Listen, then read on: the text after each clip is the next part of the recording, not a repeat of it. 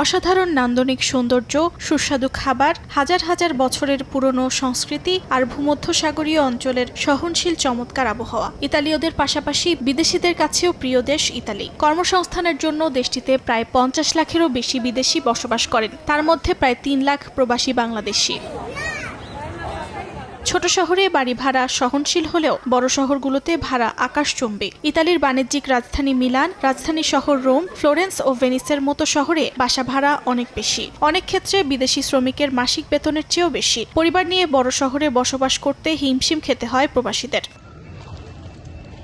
সেই তুলনায় ছোট শহর ও ইতালির দক্ষিণাঞ্চলে বাসা ভাড়া অনেক কম। তবে দক্ষিণ ইতালিতে সমস্যা হলো পর্যাপ্ত কর্মসংস্থানের অভাব। শিল্প সমৃদ্ধ ইতালির কর্মসংস্থান ক্ষেত্রে অনেকেই ভাগ্যক্রমে পেয়ে যান ছোট শহরে বসবাসের সুযোগ। ইতালির বড় বড় শহরগুলিতে যে পরিমাণের বাসা ভাড়া বেড়েছে, সেই হিসাবে আমরা যারা এখানে কাজ করি আমাদেরকে বাসার খরচ চালিয়ে, আমাদের পরিবারকে খরচ চালিয়ে আমাদেরকে হিমশিম খেতে হচ্ছে। ইতালি বড় বড় শহরে বাসা ভাড়া তুলনামূলক একটু বেশি, আর ছোট ছোট শহরে বাসা ভাড়া তুলনামূলক যদি একটু কম হয়, তাহলে একজনের ইনকামে খুব সুন্দরভাবে ফ্যামিলি নিয়ে ইতালিতে চলা যায়। ইতালিতে সর্বনিম্ন বেতন 1150 ইউরো এবং দেশটির কর্মজীবী মানুষের গড় বেতন প্রায় 2500 ইউরো। তবে মিলান ও রোম সিটি সেন্টারে মাঝারি সাইজের একটি অ্যাপার্টমেন্ট ভাড়া প্রায় 1100 থেকে 1600 ইউরো। সে তুলনায় ছোট শহরে বাসা ভাড়া 500 থেকে 700 ইউরোর মধ্যে। সুযোগ সুবিধা ও শহরের চাকচিক্য থাকলেও বড় শহরের তুলনায় ছোট শহরের কর্মজীবী মানুষ জীবনকে বেশি উপভোগ করতে পারেন বলে সম্প্রতি এক গবেষণায় উঠে এসেছে।